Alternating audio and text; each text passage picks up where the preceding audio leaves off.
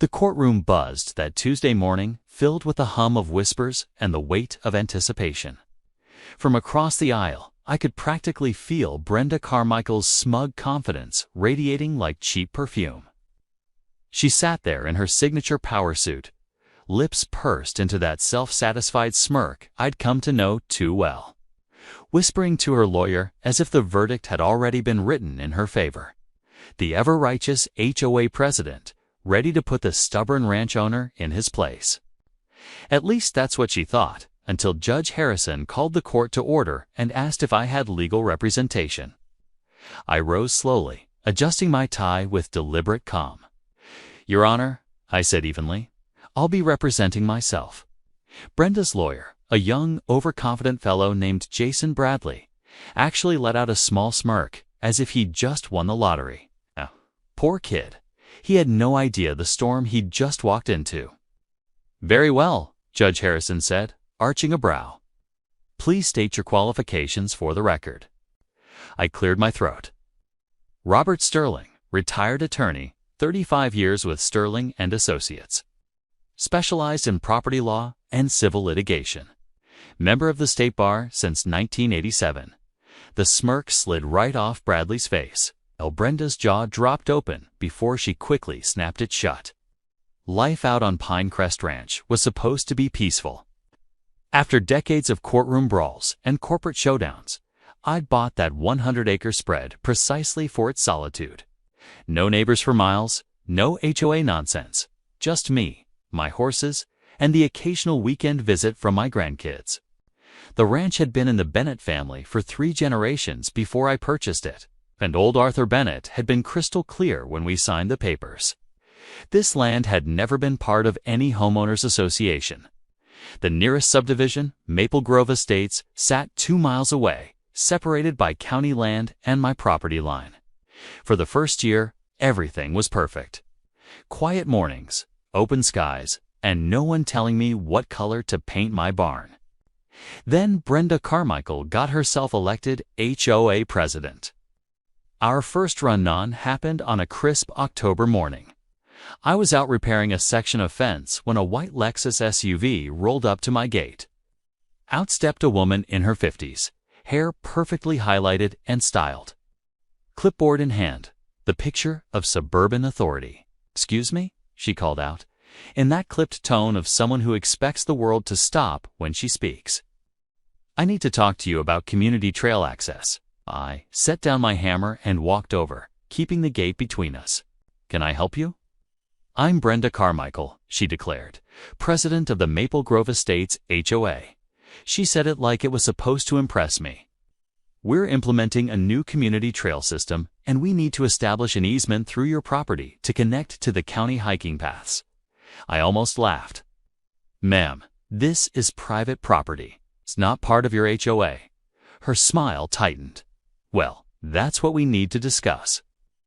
The community believes that interconnected trails would benefit everyone, increase property values, and promote healthy living." "That's great for your community," I said evenly. "But this ranch isn't part of Maple Grove Estates, never has been." She tapped her clipboard with a manicured nail. "Mr. Sterling, I don't think you understand how these things work. When a community decides something is for the greater good, individual holdouts can't just block progress." That's when I knew she was going to be a problem. "Ma'am," I said, keeping my voice steady, "I understand perfectly. The answer is no. Have a nice day." I turned back to my fence as she huffed, climbed into her Lexus, and slammed the door hard enough to make the gravel jump. Over the next 6 months, Brenda's crusade escalated from annoying to illegal. First came the letters, printed on official HOA letterhead, demanding I attend board meetings I had zero obligation to attend. Then came the county complaints about code violations that didn't exist, forcing me to waste entire afternoons with inspectors who always left shaking their heads at her foolishness. She even organized community walks, where groups of residents gathered at my property line to gawk, point, and take photos like I was some exhibit at the zoo. The breaking point came in April. I arrived at my back gate to find the padlock cut clean through and tire tracks snaking deep into my property. Someone had hammered bright orange trail markers into my trees along the private road. I spent the afternoon tearing them out and installing new security cameras. The footage that night told me everything I needed to know. At 2 in the morning, there was Brenda Carmichael herself, wearing a tracksuit, bolt cutters in hand, marching up to my gate with 2 other HOA board members. They cut my new lock, drove right in, and started planting trail markers like they owned the place. The next morning, I hired a welding crew to install a solid steel gate reinforced with concrete posts. Then I had my attorney send Brenda and her entire board a formal cease and desist letter. That's when she made her biggest mistake yet. She decided to sue me. The lawsuit arrived on a Friday afternoon, hand-delivered by a process server who looked more apologetic than professional. Brenda Carmichael and the Maple Grove Estates HOA were suing me for malicious obstruction of community resources, interference with established easements, and my personal favorite, creating a public nuisance. They wanted me to remove all barriers to access immediately, pay $50,000 in damages, and cover their legal fees. I read the complaint twice, debating whether to laugh or pour a stiff drink. Her lawyer had thrown every argument imaginable at the wall, hoping one might stick. Claims of historical use, implied easements. Even the suggestion that my ranch had once been part of a larger parcel that included community access, all total nonsense. But it would need a proper response, so I decided to dust off my bar license. No sense paying another attorney for a fight I could win in my sleep.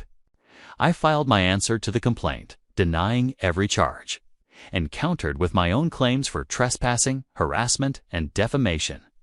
Then I settled in for what I knew would be an entertaining day in court. Brenda Carmichael had no idea she'd just picked a legal fight with someone who spent 35 years eating lawyers like hers for breakfast.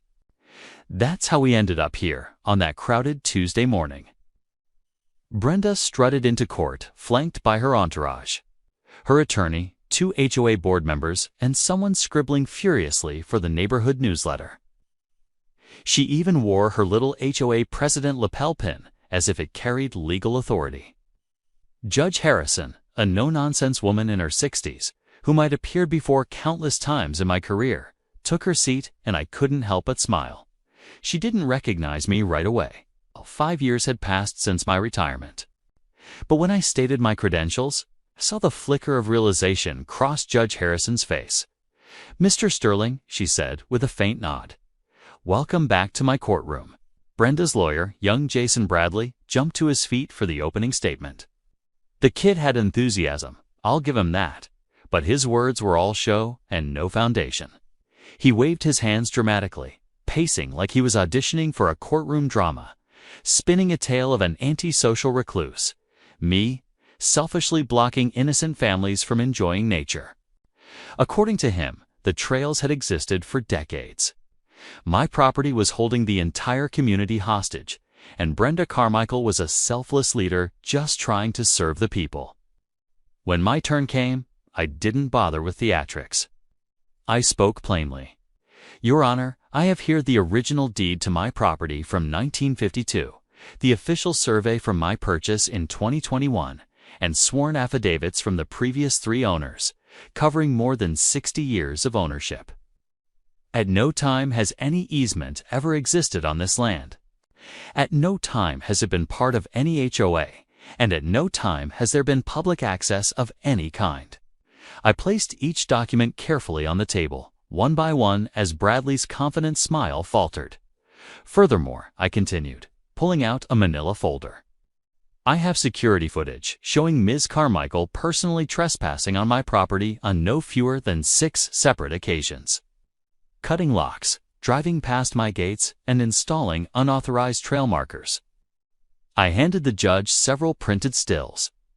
I also have 17 harassing letters sent by Ms. Carmichael, records of 9 false complaints to various county departments, and documentation of a coordinated smear campaign to damage my reputation within the community. Judge Harrison's eyebrows rose as she looked through the photos. "Ms. Carmichael," she said, holding up one of the stills. "Is this you in these photographs?" Brenda's face turned from smug to pink to an alarming shade of purple. "That's taken out of context," she sputtered. "The community needed those trails. So you admit to trespassing on Mr. Sterling's property?" The judge pressed. Brenda's lawyer sprang to his feet. "Your Honor, my client acted in good faith, under the belief that easements already existed. I almost felt sorry for the man. Almost." "Your Honor," I said, "I'd like to submit Defense Exhibit C." I held up a flash drive. "This contains an audio recording of a phone conversation between Ms. Carmichael and another HOA board member. In her own words, and I quote, 'I don't care if he owns it. I'll make his life hell until he gives in.'" The courtroom went dead silent. The only sound was Brenda's sharp gasp. "That was a private conversation," she shrieked. "Recorded from my property," I replied calmly.